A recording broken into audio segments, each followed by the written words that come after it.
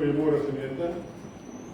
Ons welkom vanoggend vir Alfred Ramsden van NG Oos gemeente. In ons midde, hy gaan ons erediens waarneem. Ons verder is nog by die finalejaars eerste kamp, besig met die finalejaars. Ons hoop, ons meester graag maak die verhoorde, baie sterk. Baie dankie, geliefdes ook vir die geleentheid om vanoggend hier by julle te kan wees. Ek het ook die voorreg gehad om nou by Oos gemeente te wees en dis eintlik 'n regtig voorreg om so tussen die gemeentes te kan beweeg aan die begin van die jaar, dat die mense ook net elkeen se gesig sien en meer kan sê, mag die ook 'n mooie geseënde jaar hê. En wat 'n voorreg om as gelowiges vanoggend so in die huis van die Here te kan wees. Ons gaan stil word voor die Here, geliefdes, en dan gaan hy vir ons voorvat met die fotum vanoggend wat kom uit Psalm 18. Die prediking gaan later kom uit Psalm 16, maar die fotum vanoggend hier uit Psalm 18 op ons Bybels hoofde, en dan luister ons hierna en die ontvang ook die seën van die Here. U Here, laat my lamp helder skyn. U gee lig as dit donker is om my. Met u hulp hoop ek 'n oormag storm. Met my God by my is geen stadsmuur vir my te hoog nie. Amen. Liefdes, en omdat die Here naby ons is, kan ek ook sê genade, barmhartigheid en vrede met elkeen van God ons Vader, die Seun Jesus Christus, en ook met die kragvolle en die troostvolle werk van die Heilige Gees.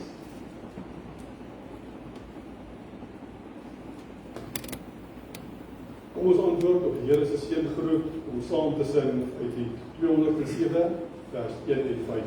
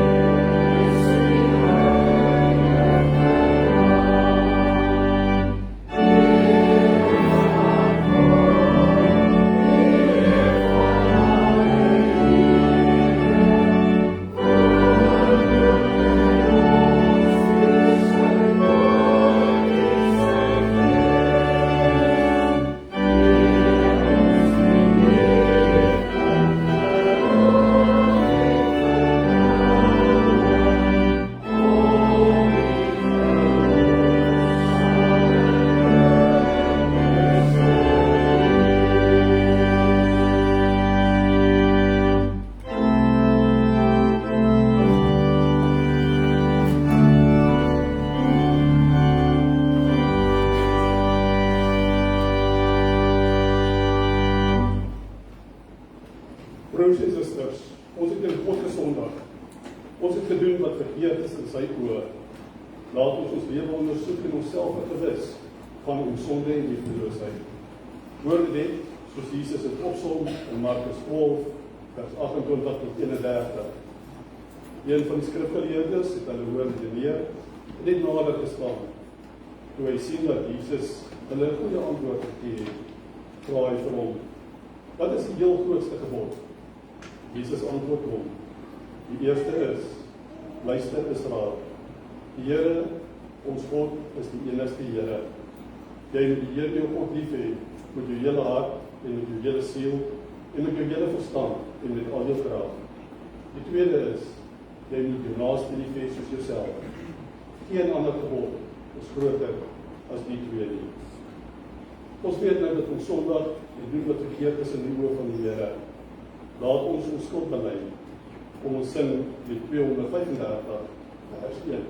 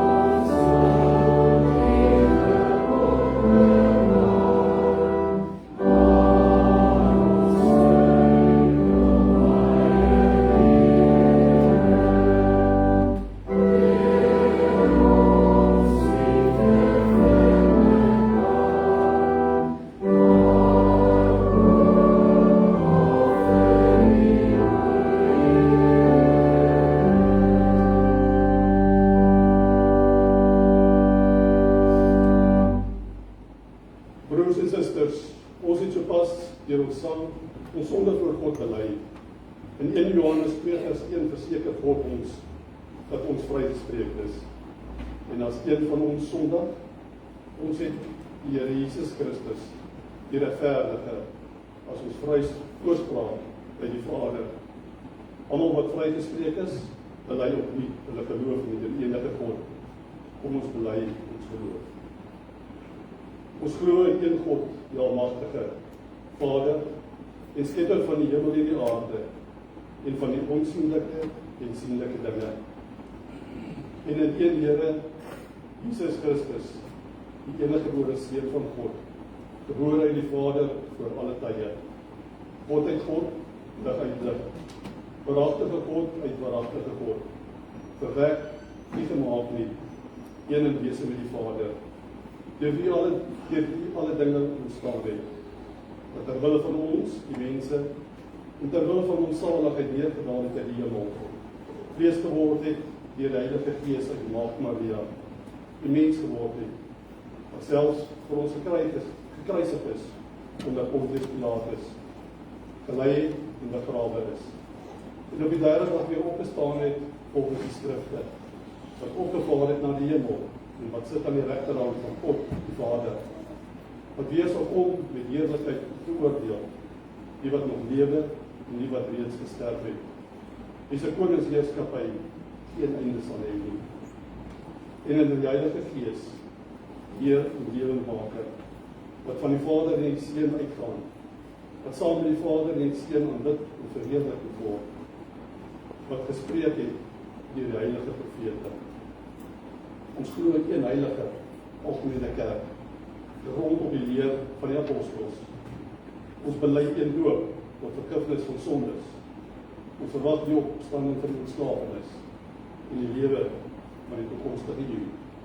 Amen. Ons het ons geloof bely. Kom ons wy ons lewe opnuut aan die Here. Ons sing saam met 245 vers 1.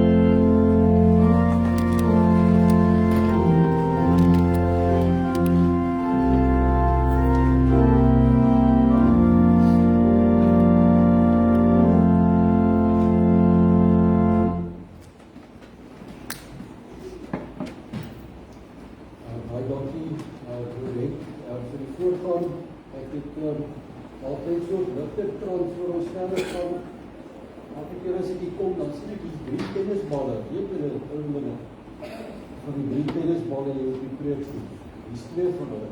Ek is net gewonder, as waarvoor gebruik ek die geraad dit? As die slaap.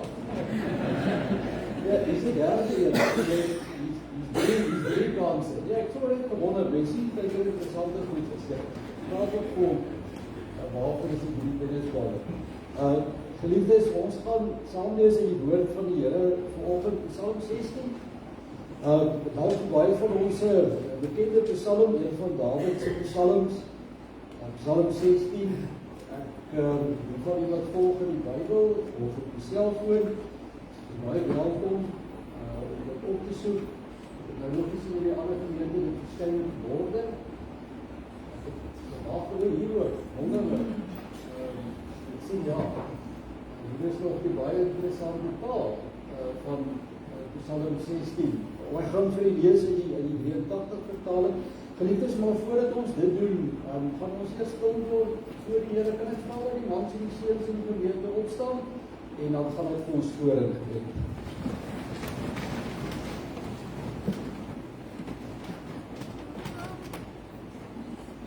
Ons troue God en Hemelvader, Here, baie dankie dat ons as familie in die geloof, gesin in die geloof, die gemeente, vanoggend hier by mekaar kan wees.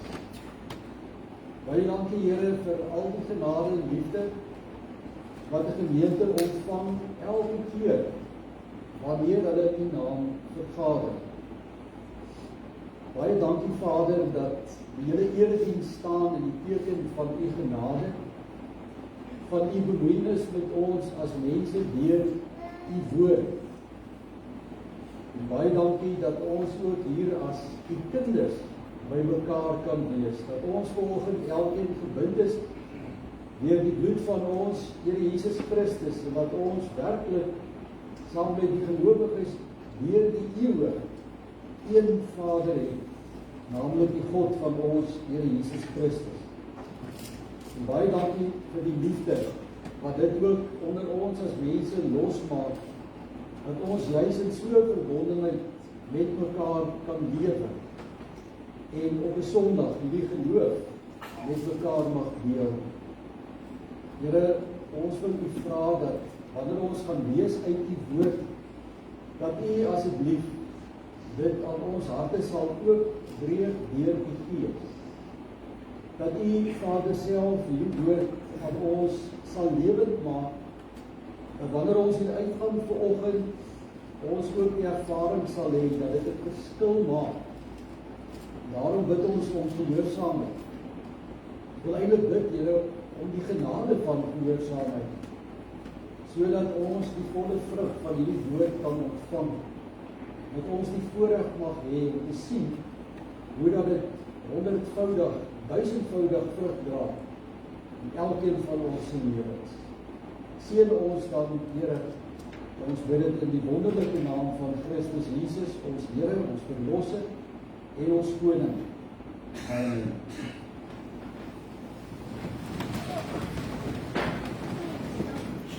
Psalm 16, ons lees vanaf die eerste vers: Neem my in beskerming, o God, ek soek skuiling by U. Ek het vir die Here gesê, ek behoort aan U. Daar is vir my niks goeds nie, behalwe by U. Die afgode in die land so aantreklik verdraai, met hulle wil ek niks te doen hê nie. Mag elkeen wat 'n ander God vereer, baie smart beleef.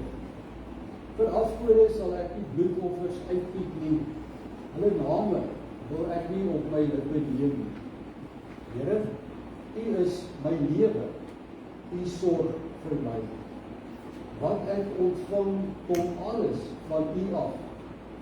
'n Pragtige deel is vir my afgeleer. Ja, wat ek ontvang het, is vir my mooi. Ek sal die Here loof wat my tot die regte insig gebring het. Selfs in die nag bly ek bewus van wat die Here my leer. Ek het die Here altyd by my. omdat hy by my is, sal ek nie struikel nie. Daarom is ek bly en juig ek en voel ek my veilig. U gee my nie oor aan die dood nie. U laat die troue dienaar nie in die graf kom nie. U leer my hoe om te lewe. By U is daar oorvloedige blydskap. Uit U hand kom net wat mooi is. As ek dalk een strofe, een reël uit hierdie Psalm kan herhaal, sal dit vers 11 wees, waar daar staan, U leer my hoe om te lewe. U leer my hoe om te lewe. Geliefdes, in ons dag glo ons almal hoor toenemend van sogenaamde lewensafrigters. Of as ek nou dalk die Engelse woord gebruik, life coaches, dan gaan jy sê, ja, dit lei by my ook 'n klokkie.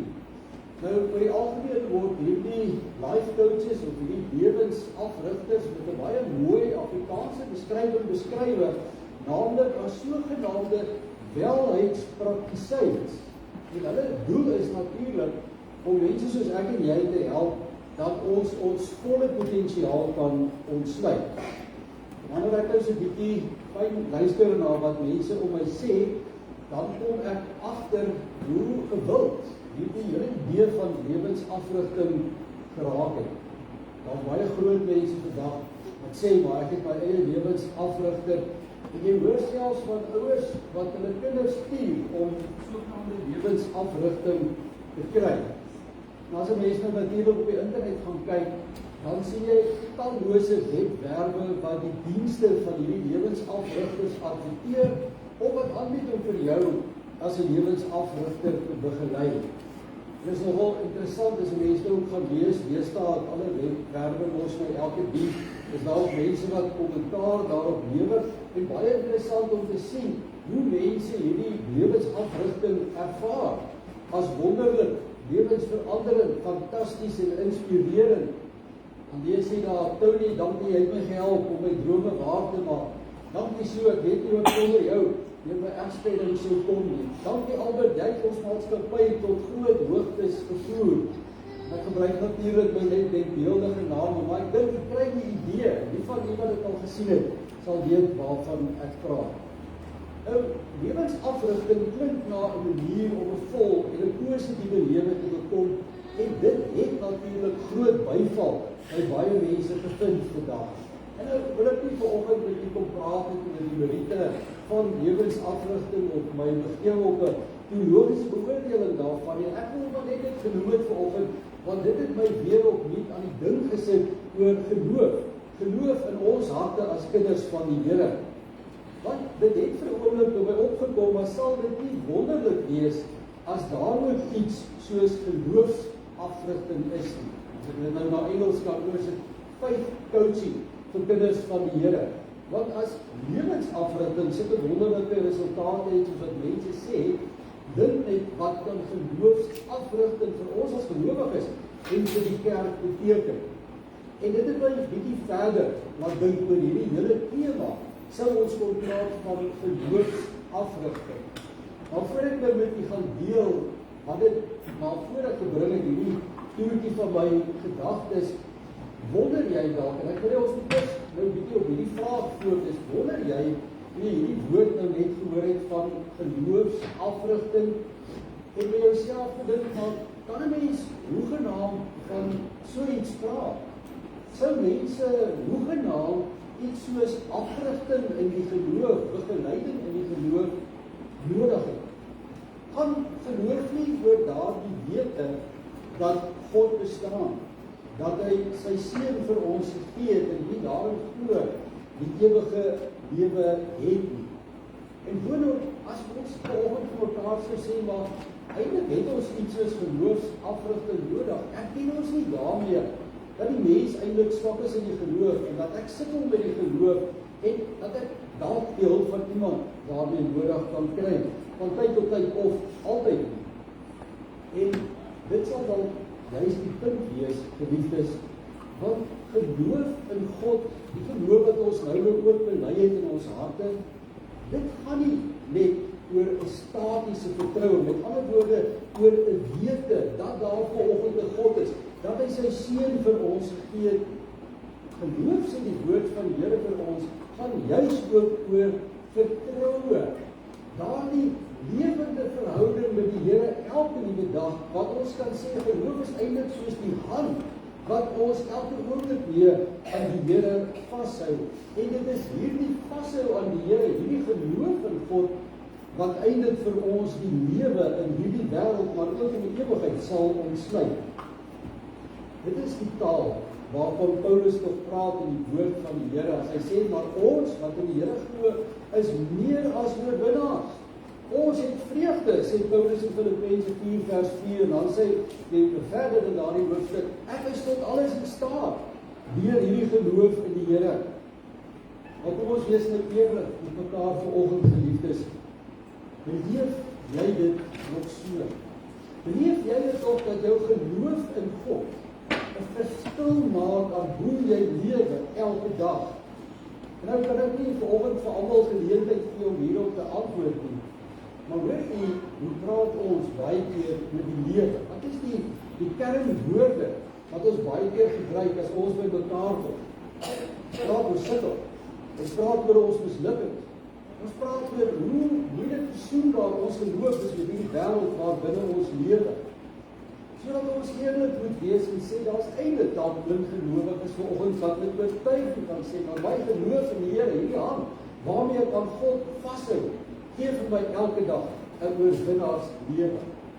Ek dink die waarheid dalk baie eerder is, dat geloof in baie opsigte vir meeste van ons is dit nie dogma geword, is dit nie wete. Kom ons sê ja, dis 'n sekerheid, maar 'n sekerheid wat nie tot veel aanleiding gee in ons lewe nie. En daarom sou ons kon sê, ja, as 'n mens nou hierdie vraag vanoggend 'n bietjie kon ontgin, ja, geloofsafrigting sal 'n wonderlike ding wees. Trouwens, ek moet vir julle sê, as daar iets soos geloofsafrigting is, wat ons nou gaan kyk na aan die woord en saam gaan ontdek, dan moet ek my naam eers daarvoor opgee, want ek sukkel baie keer om hierdie geloof te hê wat 'n verskil in my lewe maak en wat maak dat ek 'n oorwinnaars lewe lei. Maar nou terug na wat ek gevind het, toe ek hierdie gedagte 'n bietjie verder ontgin het. En die goeie nuus is, die ontdekking is maar eintlik, dat daar nog altyd vir alle gelowiges, vir alle mense wat die Here bely, geloofsafrigting was en is en sal wees. Om te vra of daar iets soos geloofsafrigting is, was eintlik 'n retoriese vraag van my kant af gewees. Want natuurlik, geliefdes, was daar nog altyd vir ons geloofsafrigting gewees. Geloof begin as 'n individuele ervaring, en ek hoop dit is waar van elkeen van ons se lewe, dat daar 'n tyd in jou lewe was, jy kon sê, maar ek het die Here ontdek, ek het tot geloof gekom in sy seun, ek het my lewe gegee vir die Here. Dis 'n individuele pad, dit begin daar. Nou weet die geloof is nooit bedoel as iets wat ons uitsluitlik alleen hoef te beleef en te ervaar. As ons kyk na die woord van die Here, sien ons dat God in sy alwysheid nog altyd iemand om ons gesit het. Geloofsafrigters, as ons hulle so kan noem, om ons geplaas het, om ons te help om te floreer in die geloof, nie net om staties te glo nie. Die grootste en die belangrikste geloofsafrigter natuurlik wat ons kry in die woord van die Here, is Jesus Christus self. As jy nou kyk die pad wat hy geloop het met sy disippels, hoe hy daardie 12 mense afgerig het, letterlik in die geloof, dan weet jy waarvan ek praat. Dink 'n bietjie na oor die boek Hebreërs. Hoe het die boek Hebreërs ontstaan? Hoe het dit in die Bybel beland? Dit het juis gegaan oor 'n geslag gelowiges wat dit moeilik gevind het om nog enigstens in die Here te glo, wat nog staan nog 'n oorwinnaarslewe te lei. Die Hebreërs skrywer sê vir daardie gemeente, maar kyk weer 'n bietjie na hierdie sogenaamde, ons ken dit as die geloofshelde galery, van die Moses, die Abraham, en al die figure in die Bybel, wat eintlik vir ons gewys het, en ons wil aanmoedig, dat ons ook so moet glo. Psalm 109, die langste psalm in die Bybel, wil sê die woord, die Bybel, wil jou geloofsafrigter wees. Liewe ouers, die doop sê vir ons, God wil hê, ouers moet hulle kinders se geloof afrigters wees. En buiten dit, buiten ons onmiddellike omgewing, leef ons gelukkig in 'n tyd, geliefdes, waar inligting nie meer skaars is. Daar is soveel geestelike bronne en maniere wat ons kan help om ons geloof volwasse te kry. En die was eintlik nog altyd daar. En ons wat vanoggend begeer om nie net te weet nie, maar ook om werklik te vertrou. Ons moet 'n smagting hê na so 'n floreerende, ons noem dit 'n positiewe geloof. En om dit nou baie meer prakties te maak, het ons jy saam gelees vanoggend uit Psalm 16. Want Dawid ken julle tog nou almal vanoggend as iemand wat die lewe voluit geleef het. Ek dink Dawid het werklik 'n vol lewe gehad, maar hy was ook iemand wat baie keer in sy geloof geworstel het. 74 van die 150 psalms in die Bybel word aan Dawid toegeskryf. En op al die plekke wat die Bybel van hom vertel, sien jy eintlik die dinge wat sy geloof lewend gemaak het, wat van hom uiteindelik die man maak van wie die Bybel sê 'n man na God se hart was. Wat 'n ongelooflike kompliment vir Dawid in Samuel 13. Wanneer ons by hom probeer leer oor geloof, wanneer jy vanoggend luister na hierdie erediens, hierdie prediking, dan is jy eintlik besig om vanoggend geloofsafrigting te ontvang. Boonop, eerste prys handel Psalm 16 oor die geloof in die besonder, want dit word oor die algemeen as 'n vertrouenspsalm beskryf. Dit vertel vir ons as die lesers hoe Dawid op 'n punt gekom het waar sy lewe gekenmerk was deur hierdie lewende vertroue op God. Ongeag van dit wat oor sy pad gekom het, praat Dawid in hierdie psalm vanuit 'n posisie van geloof wat hom eintlik soos 'n veilige kajuit omsluit en waardeur hy die lewe genavigeer het. En nou hoop ek, jy wil vir my vra, ons wil vanoggend vir die woord vra, maar hoe het Dawid hierby uitgekom? Hoe het Dawid 'n positiewe geloof gekweek? Ek gaan vir 3 dinge noem vanoggend en hopelik het ek nou nodig om een van die kennisballe te gebruik nie. Net 3 dinge wat ek met julle wil deel uit die woord van die Here. Die eerste ding wat Dawid gedoen het, was om sy lewe doelbewus in die hand van God te plaas. Dawid kom na die Here toe. Hy sê, Here, ek plaas my lewe in u hand. Vers 2, ek het vir die Here gesê, ek behoort aan u. Daar is vir my niks goeds nie, behalwe by u. Julle ken vir Dawid as iemand wat werklik hoogte en laagtepunte gehad het. Daar was tye van oorwinning, daar was tye in Dawid se lewe waaroor hy baie skaam was. Een van die periodes van mislukking ken ons baie goed, Psalm 51, waar hy met God geworstel het toe hy gesoog het voor Batseba. Maar met verloop van tyd ontwikkel daar by hom die insig wat elkeen dink ek van ons die een of ander tyd moet leer, en dit is dat jou geloof nie iets is wat uit jou eie hande uitkom of uit jou eie krag uitkom nie. Geloof, geliefdes, groei uit 'n lewe wat aan God gegee is. Geloof, 'n floreerende geloof, vloei uit 'n lewe wat aan die Here gegee is. En daarom sê Dawid in soveel woorde in hierdie gedeelte, ek is die eiendom. Hy sê dit eintlik hardop vir homself, ek behoort aan die Here. So asof Dawid eintlik die sleutels van sy lewe in die hand van God gaan plaas. Wil jy graag floreer in die geloof? Wil jy 'n kind van die Here wees, vir wie dit nie net gaan oor die wete dat jou Here bestaan nie. Dan moet ons onsself in God se hande stel. Wat geloof, my geliefdes, het nog nooit gegaan oor die realisering van jou eie prestasies, oor hoe goed jy of ek kan voel. Dit gaan daaroor dat ons staat maak op die potensiaal van God binne ons lewens. En dit is waar 'n positiewe geloof begin, in hierdie besef dat jy jouself in die hand van die lewende Here sal plaas. Tweede manier wat Dawid hier doen om 'n positiewe geloof te kweek, is om wel die seën wat die Here vir ons elke dag gee, sonder dat ons vra of dit verdien, om dit raak te sien en daaruit te put. Want dit het Dawid as 'n gewone mens natuurlik ook met ons in gemeen gehad. En dit is dat die lelike kant van die lewe, dit wil sy geloof laat omstoor het, hom ook laat twyfel het aan die mag en die goedheid van die Here. Maar hy sê in vers 5 en 6, Here, U is my lewe, U sorg vir my. Wat ek ontvang kom alles van U af. Pragtige deel is vir my afgeneem. Ja, wat ek ontvang het, is vir my mooi. 'n Positiewe geloof beteken baie daar die broers en susters en die jong mense om bewus te raak van wie ons in die Here is, maar ook om raak te sien wat jy reeds van die Here ontvang het. Ons raak baie keer so mismoedig in die geloof, dat ons bly bewus van ons mislukkings. Ons bly bewus van die kere wat ons eintlik maar verloor het.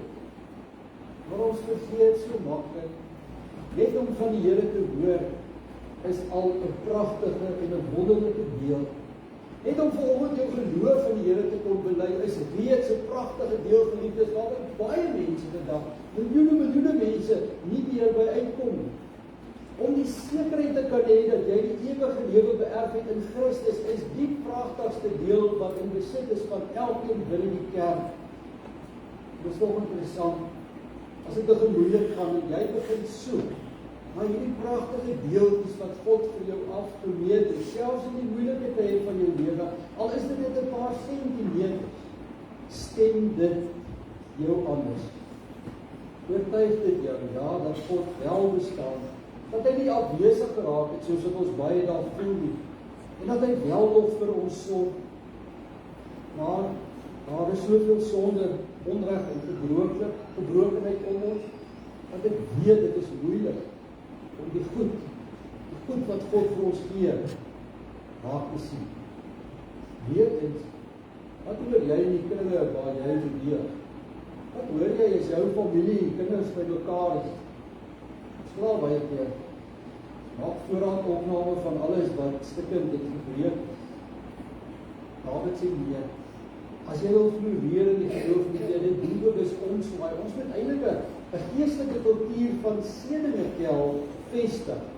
Nie net as jy stil word in jou binnekamer en jy dank die Here vir alles wat jy het.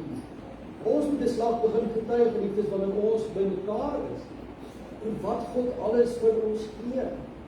Want so word dit eintlik 'n getuienis dat die geloof die moeite werd is, dat dit in werklikheid 'n verskil maak in ons lewe. En dat 'n mens eintlik nie anders kan as om uit die geloof te lewe nie. Dit bring vir my met die derde manier wat Dawid in hierdie gedeelte sê, hoe ons uitkom by 'n positiewe geloof. Dit is dat jy die Here voor oë moet hou. Want nie maar net voor oë moet hou nie, maar dat jy God elke oomblik van jou lewe, elke dag, elke oomblik voor oë moet hou. Vers 7. Ek sal die Here loof wat my met die regte insig gebring het. Selfs in die nag bly ek bewus van wat hy my leer. Om werklik 'n positiewe geloof te ervaar, geliefde, sê die woord, ons moet sonder ophou, sonder onderbreking aan die bron van geloof God self vashou. Ons moet die teenoorgestelde wees wat iemand soos Petrus, wat weggekyk het van Jesus en oomblikke toe hy juis die oog op die Here moes hou. Want wanneer begin ons geloof vir ons sin verloor? Gewoonlik wanneer ons wegkyk van die Here, wanneer ons oë van hom afhaal. 70er jare was daar 'n kunstenaar met die naam van Pieter Loutus, en ek dink nie die jonger mense dit onthou nie. Hy het 'n liedjie gehad met die naam van Sunday Girl. Ek was prins vir die mense wat so 'n bietjie grys is soos ek. Met respek gesê, geliefdes, dit het my laat dink aan hoe ons baie keer God sien as 'n Sunday God. Ons op Sondag hier in die kerk baie opgewonde is vir die Here. Ons geloof eintlik weer afstel van môre as jy teruggaan aan die werk en aan jou lewe, na die uitdaging wat daar vir ons wag. Vergeet ons so maklik dat God altyd, elke oomblik by ons wil wees. En daarom sê Dawid, selfs in die nag bly ek bewus van wat hy my leer. Sonder ophou. Vergeet oomblik ophou dink aan die Here nie. Dis wat God eintlik maar vir Abraham gevra het in Genesis 17 vers 1. Hy het hom gesê, lewe naby my en wees opreg. Dit wat ons so die mooi naam het in die Latyn, en lewe voor aan my, en lewe voor die Here. Want op daardie raakpunt, my geliefde, gebeur daar die wonder. Jy ervaar 'n positiewe geloof. Dan word geloof werklik die hand waardeur jy die goedheid van God elke oomblik weer ervaar. Het ons lewensafrigting nodig? Dan sluit hierdie Psalm ons nou af met die woorde wat sê, die Here leer my hoe om te lewe, want vir God van dit eers oor die geloof, en in die lig van die woord is geloof om die lewe te hê. En dis my gebed vir elkeen van ons, wat ook al ons omstandighede is vanoggend, dat jy daardie geloof by die Here kan aansteek, wat jou help om die lewe oorvloed te ervaar. Mag hy ons daarop seën.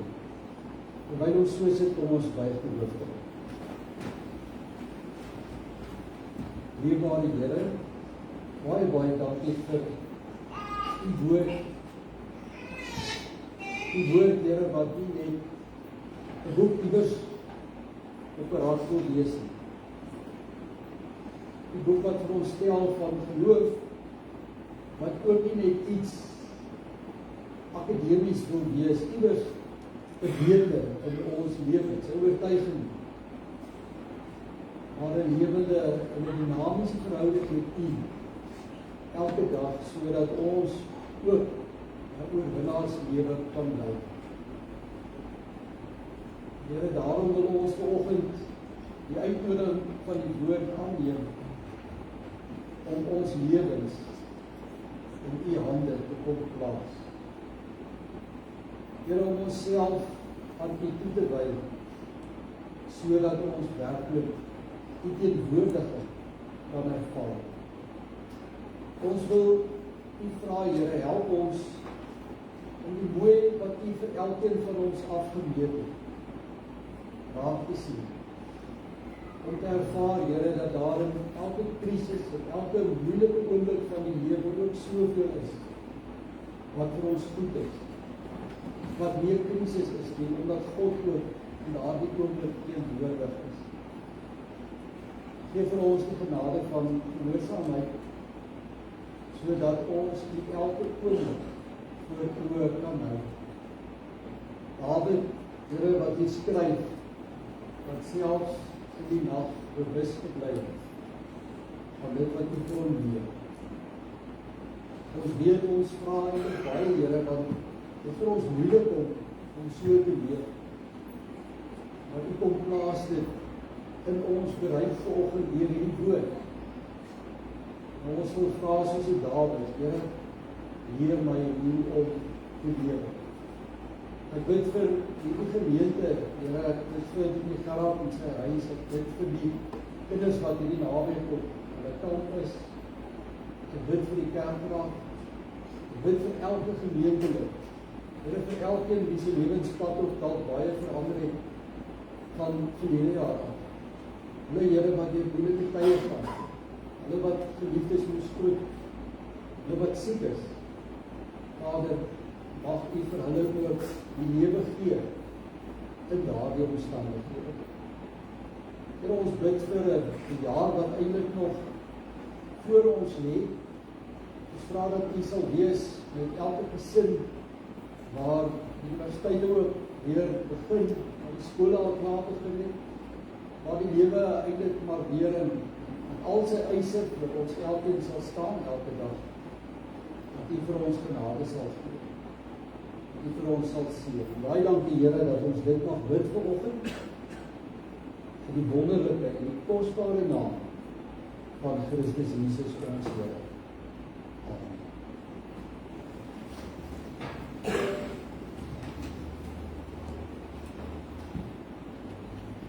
Amen. Dankie Doud. Ek het baie hoe werk die offers by verskillende gemeentes, wat ek baie daar beheer. Dit is dit, laat ons om te antwoord op die prediking en ons gaan sing uit die 489 Die moet weer die domies kies baie spesifieke lied wat ons kan sê, dis 'n antwoord op die tweede. Hierdie lied gaan ook oor geloof. Ons Here vra dat hy ons moet help staande bly in geloof. Kom ons maak dit ons eie belydenis as ons van die 4, 8, 9, die eerste en die 3de vers gesing.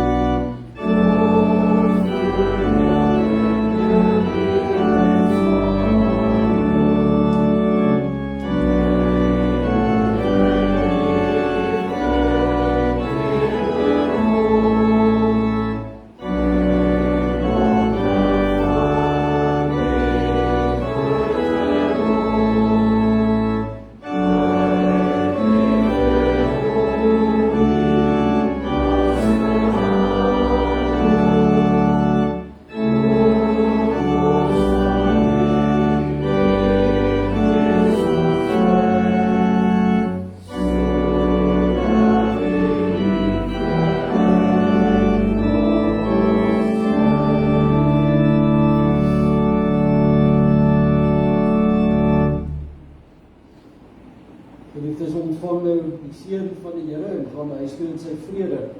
Die genade van ons Here Jesus Christus en die liefde van God ons Vader, die troostvolle gemeenskap van sy Heilige Gees sal by julle elkeen wees en bly. Amen.